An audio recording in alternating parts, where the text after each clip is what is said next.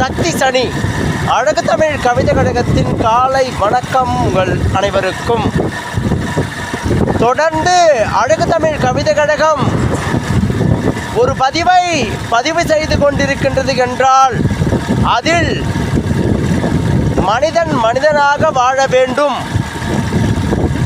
மனிதன் என்பவன் மற்றவர்களுக்கும் முன் உதாரணங்களாக இருக்க வேண்டும். பிறரும் வாழ அவன் சிறு உறுதுணை ஏனும் புரிய வேண்டும் என்பதற்காக இந்த உலகில் நிகழும் பல்வேறுபட்ட நிகழ்வுகளை காணும் பொழுது மனம் என்னை அறியாமல் அதிர்ந்து போகும் நிலைமைக்குள் என்னை ஆட்படுத்திக் கொள்கின்றேன். அதன் வெளிப்பாடாக ஒரு பதிவை பதிவு செய்ய வேண்டும் என்பதற்காக தான் இன்று என் உறவுகளே, போர்க்களம் தவிருங்கள் என என் பதிவில் முன்பு ஒரு பதிவில் உரைத்திருந்தேன். போர்க்களம் எதற்கு? மனிதகுலம் அழிந்து இறக்கவா? யாரோ படைத்த உயிர் இன்னொருவரின் தனிப்பட்ட நிகழ்வுகளுக்கு பலியாகின்றது. அதை பெருமையாக நாம் கொண்டாடுகின்றோம். எதற்கென்று தெரியவில்லை. உலகெங்கும் போர்க்களம் தவிர்த்திட்ட ஒரு நெறிமுறையான பேச்சுவார்த்தைகள் என்று நிலவுதோ அன்றுதான் மனிதனிடையே சமத்துவமும் சகோதரத்துவமும் படரும்.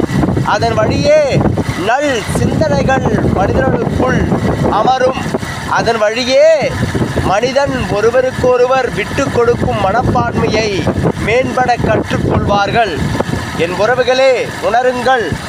வீணற்ற போர்க்களம் அந்த நாட்டில் வாழும் மனிதர்களை இருக்கையிலே இறக்கும் நிலை செய்திடும். வேண்டாம் போர்க்களம் என முன்பதிவில் தொடர்ச்சியாக மீண்டும் மீண்டும் உரைத்து கொண்டிருக்கின்றது அழகு தமிழ் கவிதை கழகம் என்றால் தவிருங்கள் போர்க்களம்.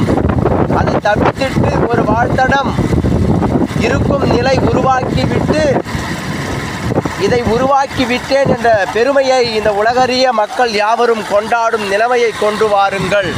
அதுவே இந்த உலகம் சமநிலை அடைந்ததற்கான நிலைமையை அடைந்து கொள்ளும். நாம் போராட வேண்டும். எதற்காக? உணவிற்காக. நாம் நம் வேலையை சரிவர செய்து கொண்டு வேண்டும். அதற்கு ஒரு போராட்டம் வேண்டும்.